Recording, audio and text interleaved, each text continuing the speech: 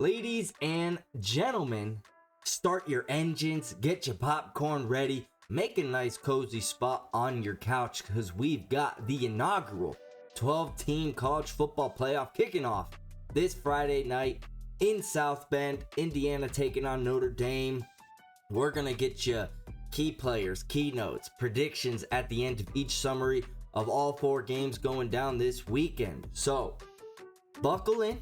It's going to be an informative but exciting video. Can't wait for these games. Feels like Christmas is coming early. So before we start, like and subscribe. Let me know who you think's going to win in the comment section, and then who you got moving on to the Natty and winning it all. So without further ado, let's jump on into it. We're going to go in order of time slot and kicking this puppy off. We got Indiana at Notre Dame. Friday night, supposed to be in the 20s, snowing. Can't wait for this freaking game. I mean, not only is it awesome because it's the first college football playoff, but we've got an interstate matchup with these two teams battling for the bragging rights in the state of Indiana. And kind of what it feels like, maybe a David versus Goliath. You know, is Notre Dame, Texas, Georgia, Alabama? No. But they're always held in high regard.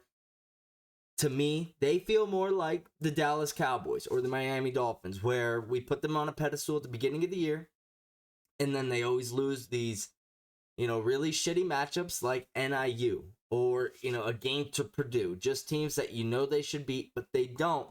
But since they lost to NIU in the beginning of the season, they've gone undefeated since, and they've been rolling teams. And really, they just kind of feels like they drew a line in the sand and they said, enough is enough. We've got the talent to go. And this defense has been really stepping up. They've got a lot of talent in the secondary. They're doing all this without Benjamin Morrison, who's their star corner, which at the beginning of the season was kind of jockeying for top overall corner in the NFL draft between Will Johnson and Travis Hunter. So they've been, doing this all season long pretty much without their number one guy in the back end. But on the other side of the ball, you got Indiana. Kirk Cincinnati coming over. First year from James Madison. Had this team undefeated going into their game against Ohio State. And everybody was talking about, well, their strength of schedule isn't that good. They've been playing nobodies. The thing about playing those nobodies is they were beating the shit out of those nobodies. But their true test was Ohio State in Columbus, and they fell to that game. They kind of got blown out. As much as the box score maybe does not indicate what truly happened, they ended up getting whooped.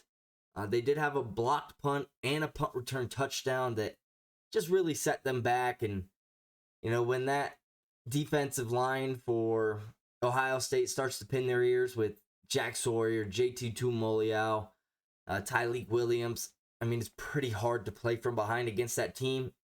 Especially, we don't think of Indiana having all the firepower. They just feel like your solid football team. They don't have a Jeremiah Smith or an Emeka Ibuka or a Jalen Milroe at quarterback. They just have good players at all 22 spots starting on offense and defense, and they play as a team. This team's got that underdog feel to them. They got their backs against the wall, feels like every week, even if they are the favorites, and they play like it, like a wasp. When you corner it, they will sting you.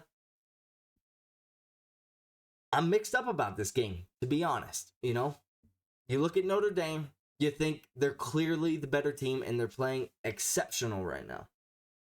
The part that worries me is I feel like we're all sleeping on Indiana a little bit.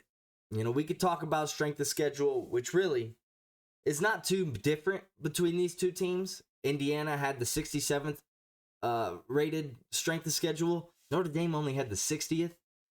Both these teams ranked top 3 in scoring defenses. They both ranked top 6 in offense. I mean, these teams are pretty much identical.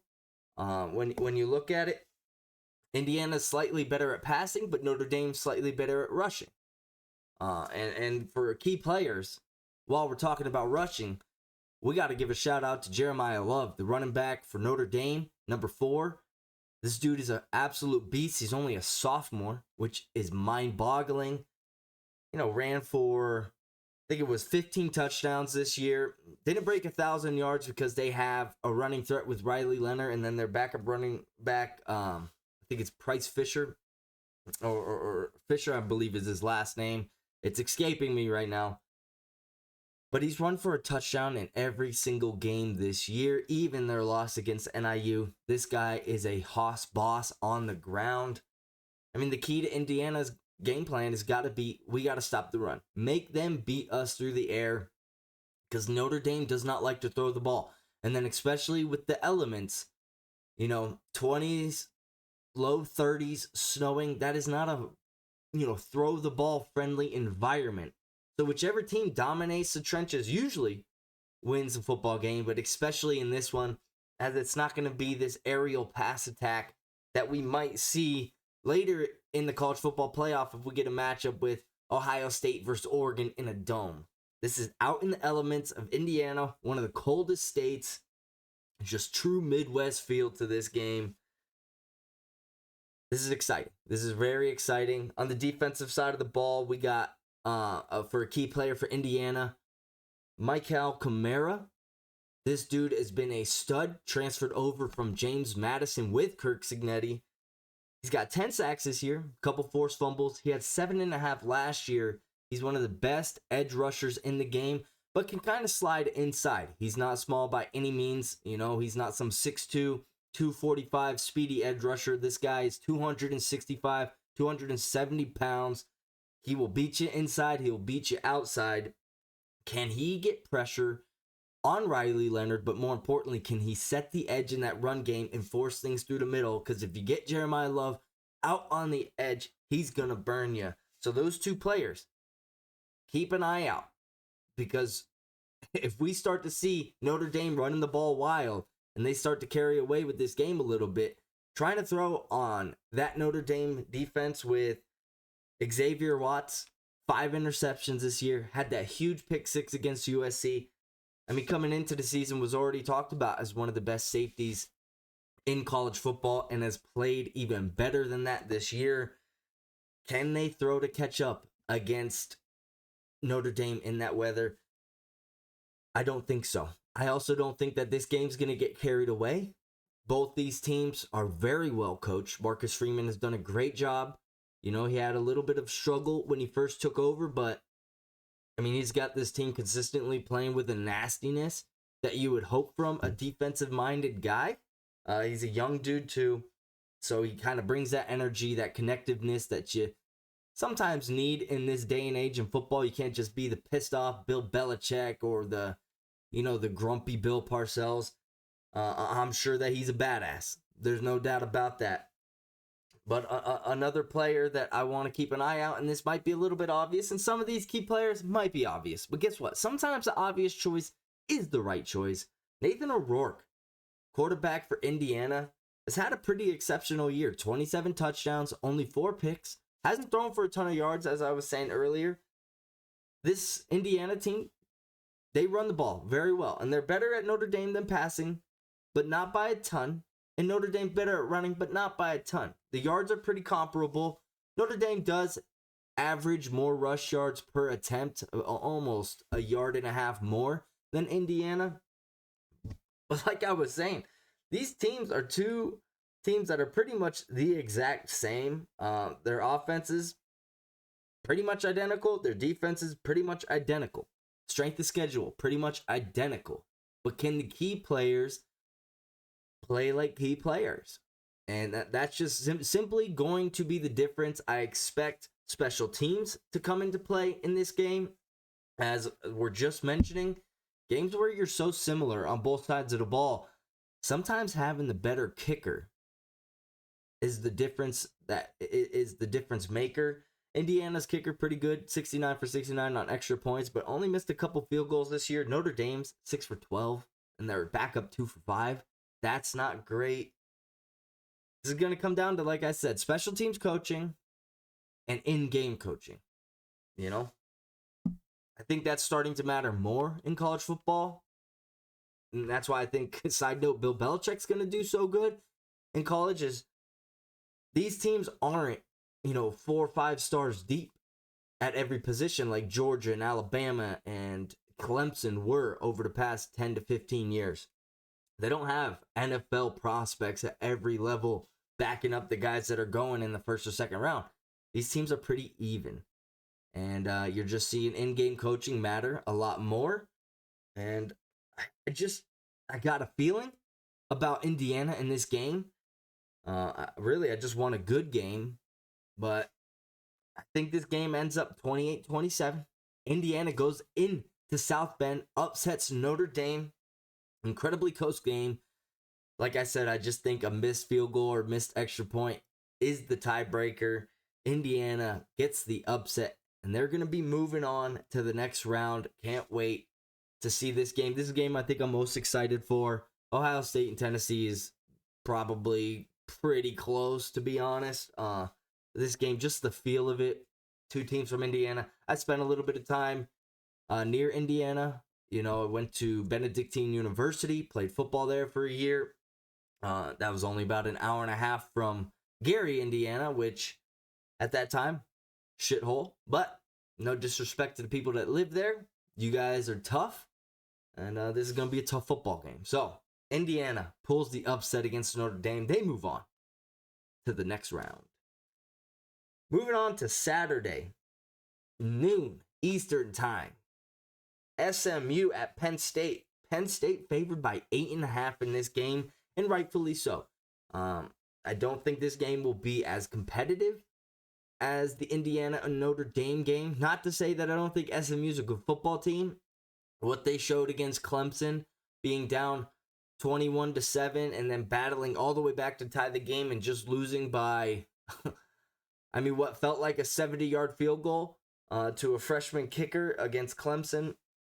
They showed a lot of heart, and really, they got a lot of skill. Not a lot of huge names on their team, but they do have a linebacker, and his name is Kobe Wilson, and he's an absolute freaking stud. 110 tackles, 3 sacks, 2 picks, a touchdown on the year. This guy's all over the field. He ranks up in the top 20 for tackles in the entire FBS. He had 15 tackles versus Clemson, so you can kind of tell the type of player this guy he is, flying around in the biggest game of the season with a team like Penn State that loves to run the ball with their quarterback and their 2 exceptional running backs, Katron Allen and Nick Singleton, as well as running their quarterback, Drew Aller, a little bit. This guy needs to have a big game and kind of plug those holes early and not let a 2-yard run turn into a 6-yard run, and then you're playing behind the sticks as a defense. So to me, one of the biggest players in the game is Kobe Wilson on that defense for SMU. And then on the other side of the ball, we're talking about Penn State offense now. Drew Aller. What Drew Aller are we going to get in this game? He had moments against Oregon in the Big Ten Championship where he looked like a future first-round pick and the 5-star that he is, or that he was coming out of high school. He was the 3rd overall recruit according to 24/7 Sports.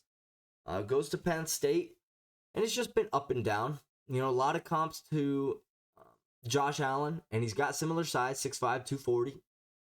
But he just has these games where you say, how is this guy our starting quarterback? Remember, at a certain point this year when Drew Aller was injured, he didn't miss any time, but they thought that their backup quarterback, Bo Pegula, was going to be the starter, which I believe he just entered the transfer portal.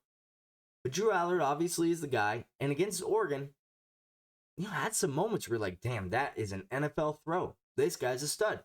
Then he has a couple where it's like, all right, you're late, your footwork's off, and you throw it over the middle, and the DB undercuts it, picks it, brings it back to the 1, sets you behind a little bit.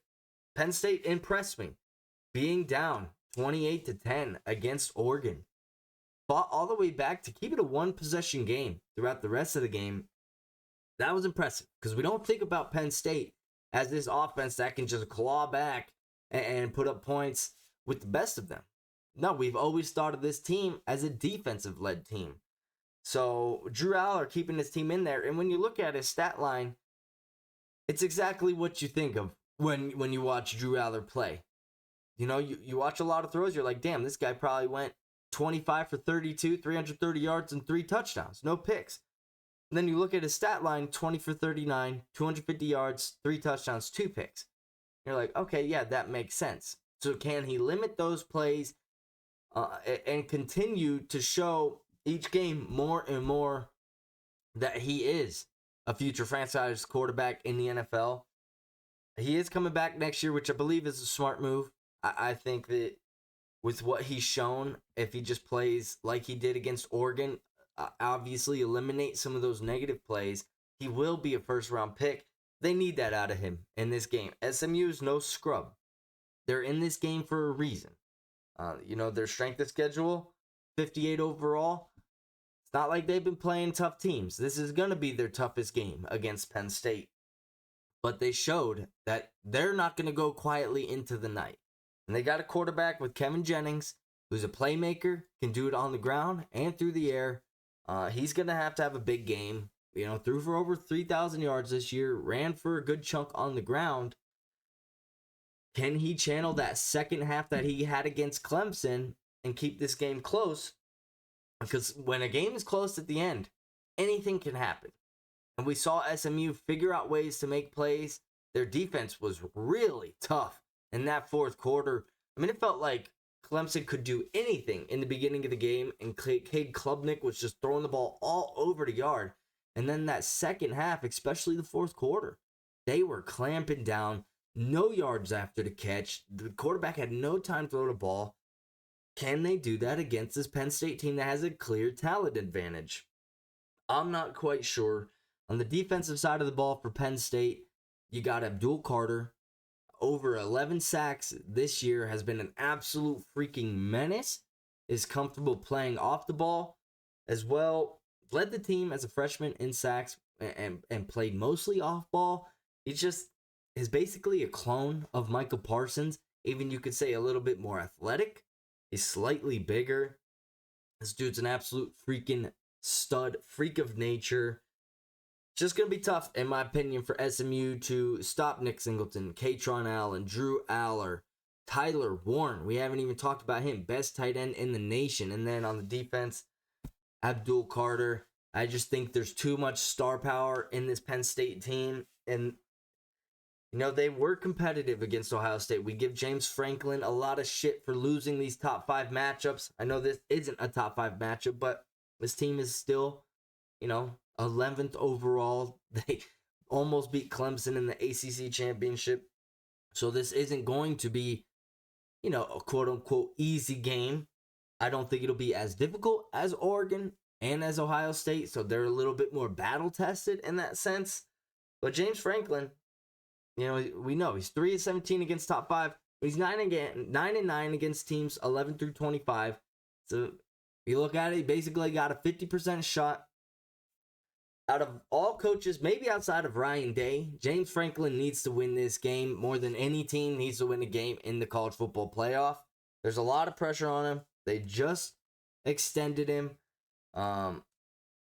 They need to win this effing game. And they need to run the ball. They had 297 yards on the ground against Oregon in a shootout.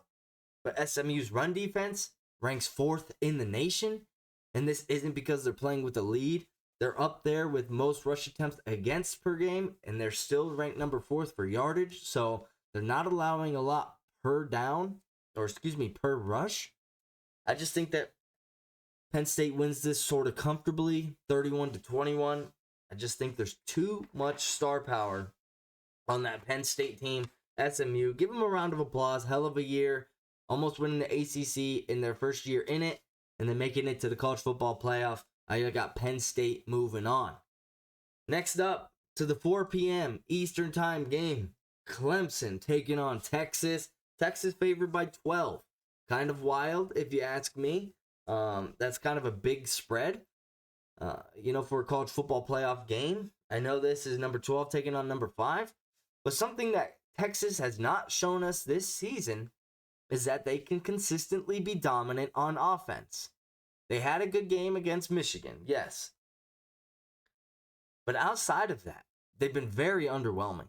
Quinn Ewers, one of my key players of the game, obviously needs to play good.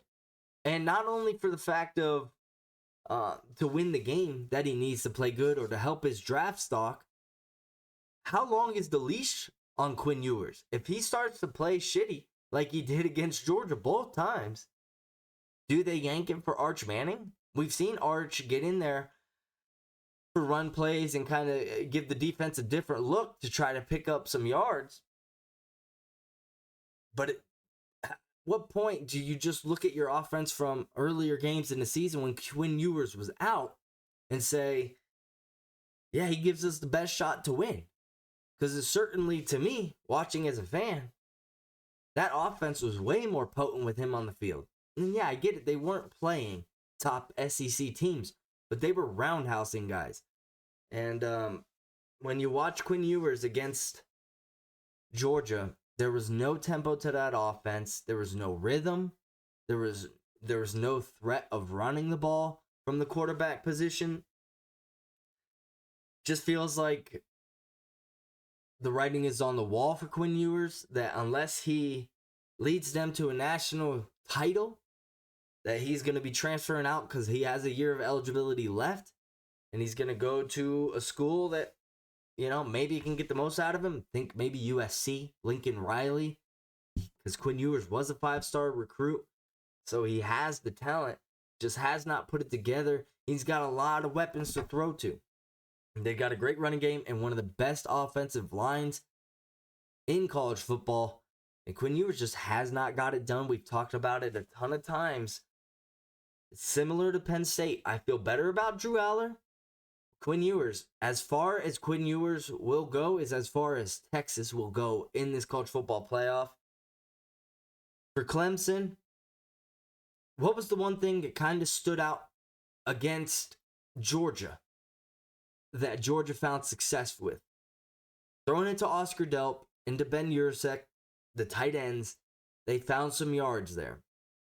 Well, Jake Brenningstool, he was coming into the season as one of the better tight end prospects.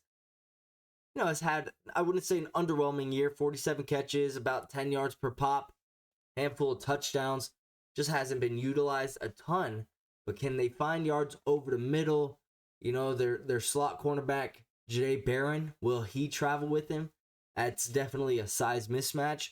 But Anthony Hill, their best linebacker, more of a pass rushing threat. So I think that if Clemson, which Cade Klubnik has had a fucking incredible year, 33 touchdowns, only 5 picks, has really quietly been one of the better quarterbacks in the nation. I think the recipe is to throw over the middle of the field, and with Phil Maffa at running back position, kind of your bruiser. Think Audric Estime last year at Notre Dame, maybe not the fastest, but will run you over. I think the middle of the field is where they're going to win. I don't think they have the speed to keep up with Texas on the outside. That's going to be the matchup, obviously. And then a couple other key players. Isaiah Bond, you know, coming over from Alabama, just straight up speed demon.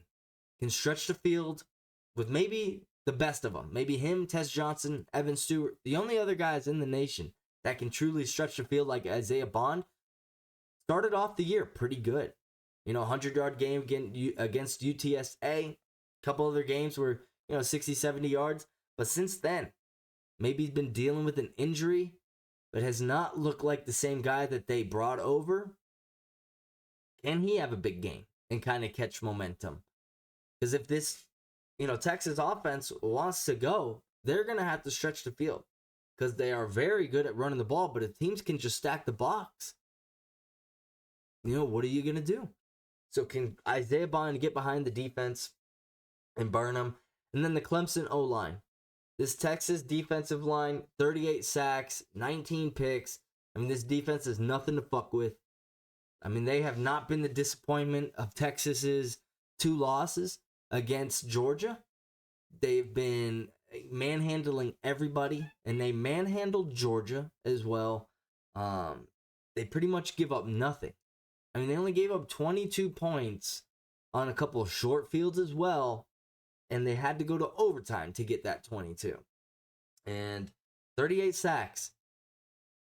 Can that Clemson O-line hold up? Because if you can keep Cade Klubnik comfortable, he'll do what he did in the first half. Ended up throwing for 4 touchdowns, no picks against SMU. But in that second half, looked way different because they were getting pressure. And that's the same for every quarterback. Cade can beat you on the ground a little bit, but teams want to beat you throwing the ball from the pocket unless you're Louisville when you had Lamar Jackson. So, can they get pressure on Cade Klubnik? Or can Clemson's O-line hold up? Couple other key notes. Dabo Swinney, 18-13 against top 10 teams since taking over Clemson. That's freaking excellent.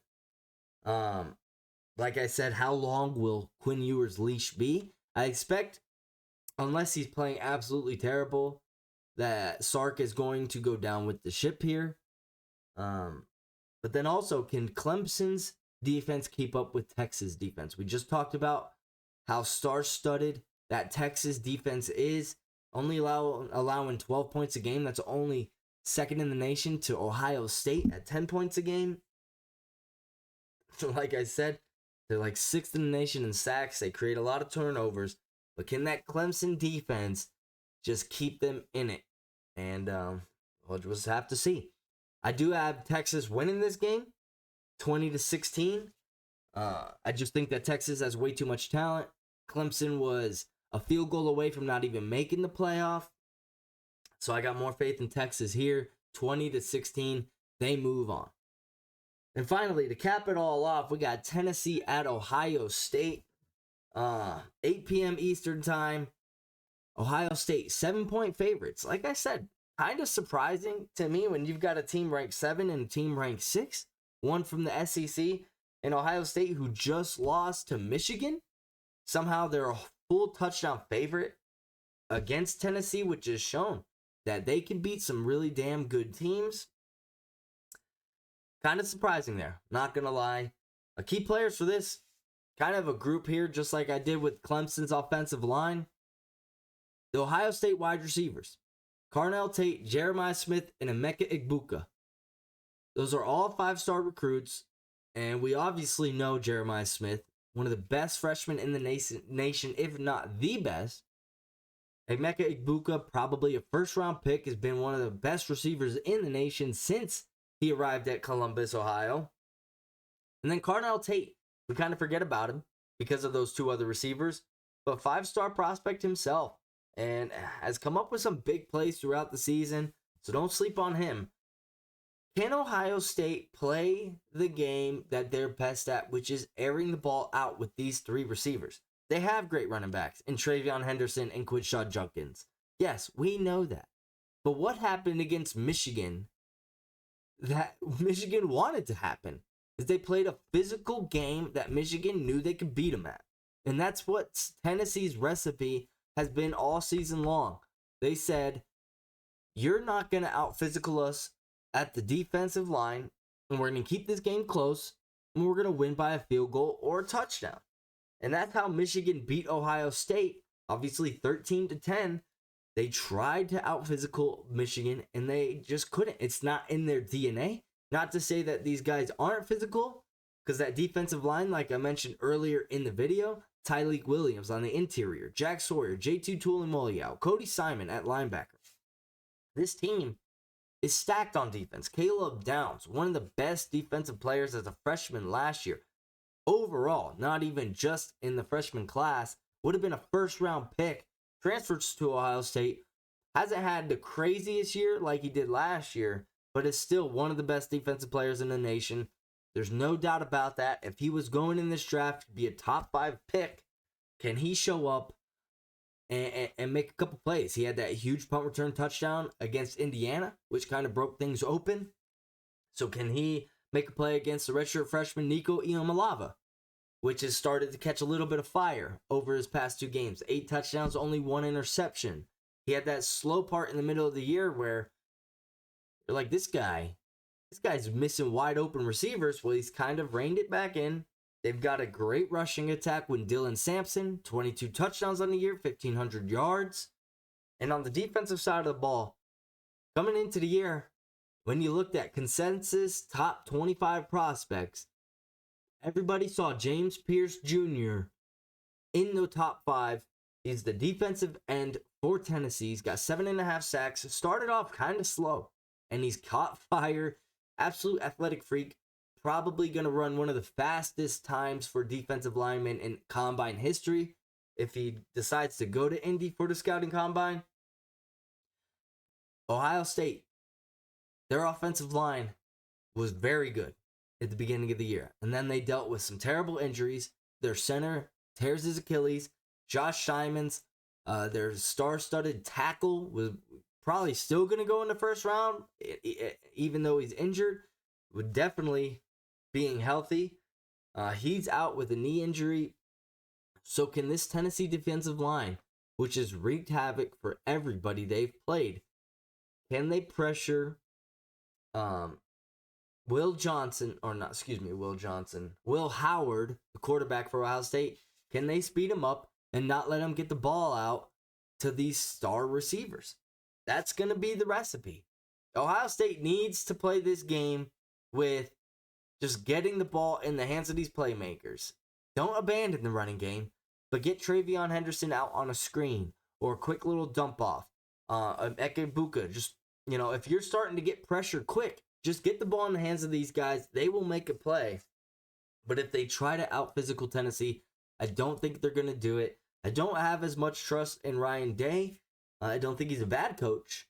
This Tennessee team, playing in the SEC, it's a different breed of football. The one thing that I do think helps teams like Penn State against SMU being up there in the cold, I don't think that helps Ohio State as much as a team like Penn State. It's because Tennessee, where we think of it as an SEC team, so they're playing somewhere warm, Tennessee is not some, Florida 80 degrees in the middle of December state.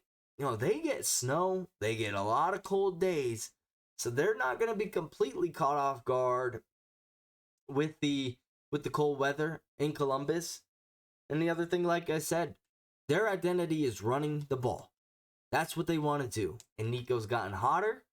And I just think that blueprint that Michigan gave out against Ohio State, I think is going to come back to bite him in the ass. I think Tennessee, I think they might have the slight advantage as well. We talk about home field advantage. But if this team gets down 10-0 going into the second quarter, how are those fans going to be, acting towards that team and Ryan Day? Are they going to be ornery and start to boo him a little bit if they start trailing? So could the home field advantage actually work against Ohio State? We'll have to see how that goes. Like I said, Nico's playing hot right now. I just think Tennessee upsets Ohio State in this game, 24-21. SEC football is different. I think we're going to see that shown this weekend. I think Tennessee's more physical, and I think they're going to be able to press and jam these receivers for long enough to get James Pierce and some of those other guys on the defensive line home. I fully expect that these wide receivers will make huge plays throughout the game, but I think the edge at quarterback goes to Ohio State, and just in this game, it's simply going to come down to that. And so Tennessee wins against Ohio State 24-21. Guys, that is the weekend prediction. We'll see how it all goes when we give you a recap on Monday or Tuesday. Super excited. This shit's going to be lit. Tomorrow, the Chargers play the Broncos in a big playoff, seeding matchup. Excited for that one, so tune in to Amazon Prime to watch that. And then Christmas, just a week away from today. Pretty wild how fast this year has gone, but this is what we've been waiting for, guys. 12-team playoff to see these first-round matchups go down. I would like to see somewhere in the future the first and second-round teams get home games, and then you play the final four, those two games, and then the national championship at a neutral site. I think it would give teams like Oregon and Georgia, Boise State. Wouldn't you love to see a Boise State home game? And then obviously Arizona State. It'd be fun to see these teams, since they get the bye, kind of get the advantage of playing at home. So they got to go to a neutral site. But regardless, I'm not complaining. It's here. Just a little bit of tidbit to maybe make it better. But can't wait for it, guys. Like and subscribe. Let me know what you think, if you agree or you disagree. And just excited for these games, man. Everybody stay safe. Happy holidays. Peace out.